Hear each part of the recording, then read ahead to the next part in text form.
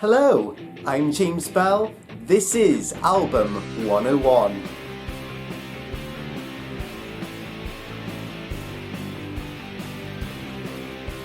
Hello everyone, it's now the lovely month of September. We are heading into autumn and it's time for another album review. So I've been getting a lot of different requests for different albums for me to review, and I thought for today's review I would turn to a double album that was requested by Robert. Thank you, Robert, for this suggestion. And it's Jeff Wayne's musical version of War of the Worlds. It was released in 1978 and it was his debut album, and it's based on the science fiction classic by H.G. Wells. So let's dive into it. So the story of H.G. Wells' classic, it sees a full-scale alien invasion from Mars wreaking havoc on Victorian Britain. And this is the front cover here, and we've got a big tripod figure of one of the alien fighting machines, and it's melting the arc of this ship here. This is the Thunder Child, and it's lovely. It's very harrowing, all these illustrations, and we can see, if I open it up, we can see the full illustration. There we go. And we can see the names of the cast on the back as well.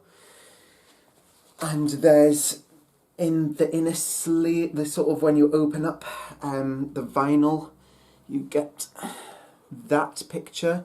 So that is the first capsule that lands on the common in the story, and you can see all the people looking, going, "Ooh, I wonder what that is."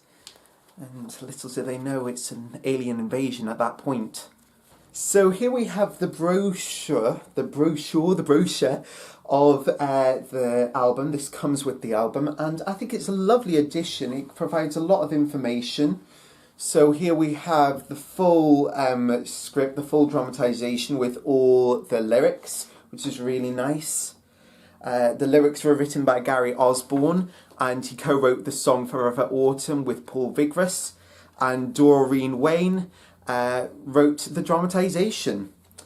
And then we have some of the illustrations that were done for this. The illustrations, this one was done by Jeff Taylor. People running through the streets, very dramatic. Let's see. Let's go to the next one. This one was by Michael Trim. This is the front cover. And we've got the red weed there. That's Jeff Taylor. And let's turn to this one. This one is the parson with the alien tripods, and that one's by Peter Goodfellow. And then on the back as well, we've got the cast, which is nice. It's got some information on each of the cast members and on Jeff Wayne, so that's a nice bonus too. So it's nice to read about what they've done, and yeah, so it's a nice addition to read through this whilst you're listening to the album. What I love about War of the Worlds is its use of spoken narration and instrumentals and singing, a blend of all three to tell this epic story. And its opening narration is done by Richard Burton, taking the part of the journalist. And it really sets the tone. We hear those opening dramatic strings afterwards and that haunting melody, which are then played on synths, and we are jettisoned into that world as we wait for the oncoming invasion. All the sound effects in War of the Worlds are really well integrated with the music, actually. You know, from the whoosh of the capsules flying from Mars to Earth, to the unscrewing of the lid when it lands on the common, to the sounds of the Martians themselves. I'm not sure if they used a vocoder for the sound of the Martians, I'm not quite sure. But it does feel like we're on a journey with the characters, particularly when the journalist and the artilleryman, who's played by David Essex, make their way to London. And I love those synth and guitar solos in the artilleryman and the fighting machine. It's just something so dramatic and edgy about it. It's great. Forever Autumn is probably my favourite song in the musical because it gives some more depth and emotion to the story. It's sung by Justin Hayward, and it allows us to take a step back from the action to really hear the inner thoughts of the journalist.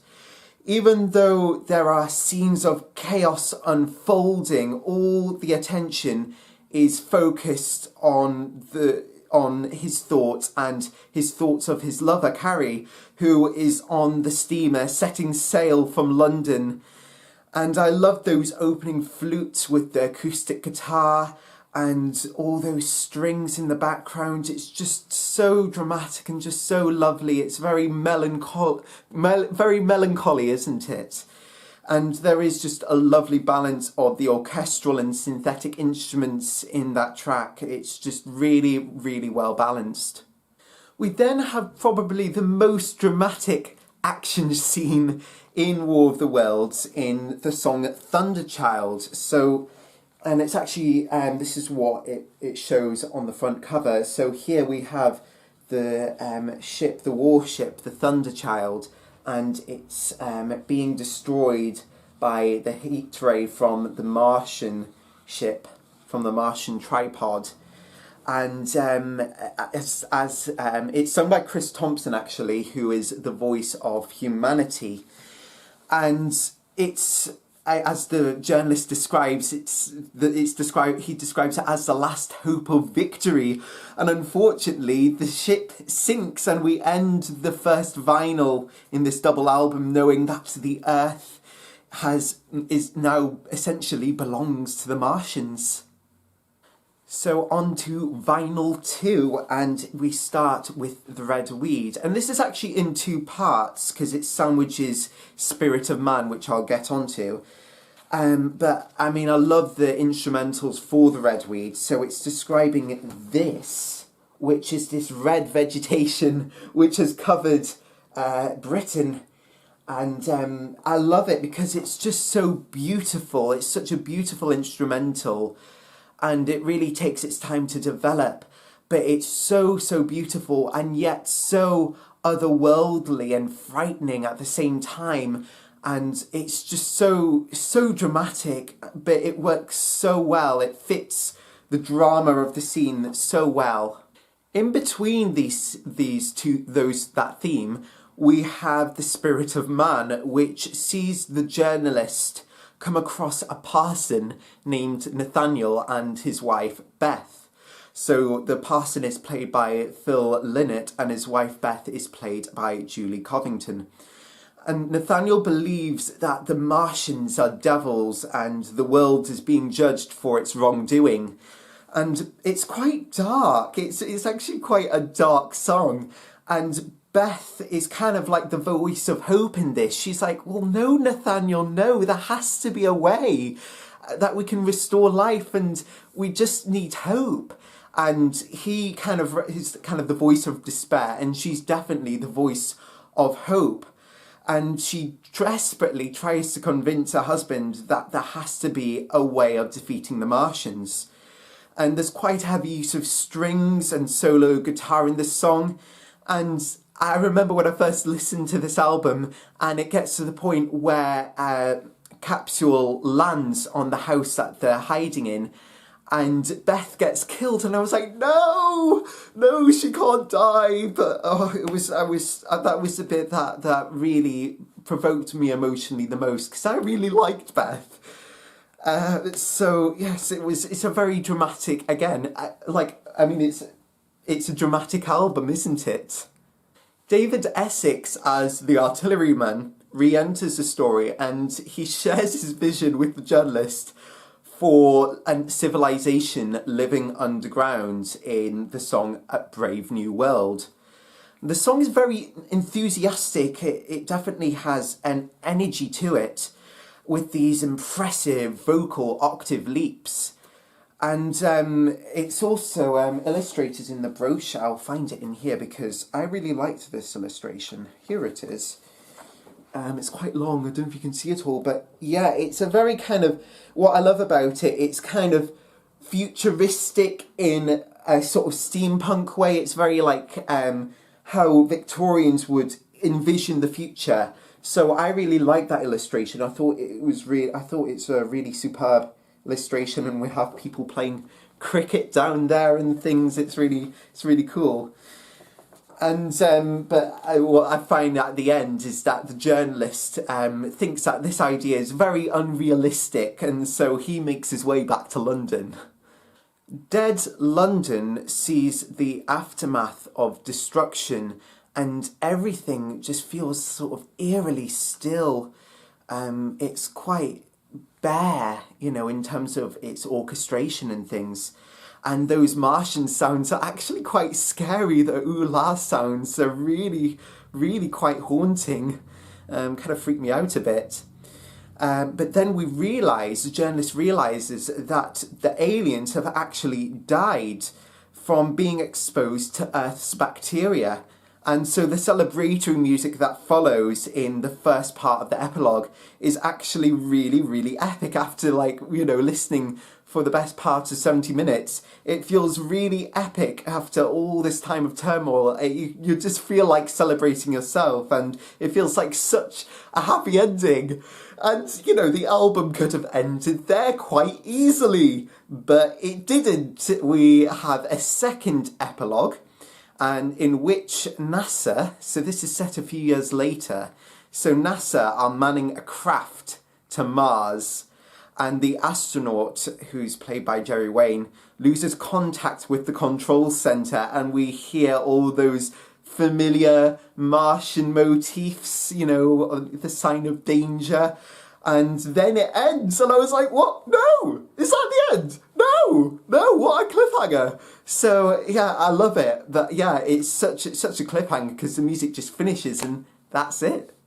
Since the success of the original album, there have been stage adaptations of the musical. And I have this DVD version here. This is War of the Worlds, The New Generation, and this was filmed in 2013. And what I love about this stage show, this recording of the stage show, is the use of visuals. There's a lot of video projected behind the stage, which really helps tell the story. Liam Neeson plays the journalist. He does the spoken part. And he appears as a hologram, which is really cool. It's actually really convincing. And the other characters have to interact with him at different points, which actually works really well. And Jason Donovan plays Nathaniel the parson, and I remember there was one part where he had to get quite close to the hologram, to Liam Neeson, and Liam had to punch him, and it actually looked really convincing, even though you knew that Liam Neeson wasn't actually physically there, it was a hologram. There's also pyrotechnics. There's a vast array of instruments on stage. There's the strings, there are the synths, there's the guitars, so electric and acoustic. There's percussion, there's a harp, there's an auto harp, and it's all very faithful to the original album. There's also some embellishments made to the storyline which really enhance it as well, so I thought that was a nice touch. And the Martian, what I thought was really cool though, was you can see on the front cover here, you have the Martian tripod, which is actually very similar to the drawing done, the illustration done on the original album. And that descends down onto the stage and shoots flames. So this is where the pyrotechnics come in. And it catches fire at the front of the stage. It's very, very clever. So it's definitely a show I would love to see in person in the future. So that was my album review for today. Jeff Wayne's musical version of War of the Worlds. Please let me know in the comments below what you think of this album. What's your favourite song? And please keep your requests coming for albums you would like me to review in the future. I'm always open to suggestions, and yeah, keep them coming. But until next time here on Album 101, it's goodbye from me, James Bell, and I'll see you all again soon. Bye! So today we find Tina asleep on the roof. I will zoom in. Cat spotted. Oh, Tina. I think she's fast asleep.